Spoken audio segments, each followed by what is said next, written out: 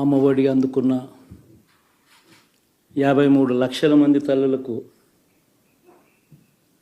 మంచి చేసినాం, పిల్లలు బాగుండాలి, వాళ్ళ చదువులు బాగుండాలని తాపత్రయపడుతూ అడుగులు వేశాం.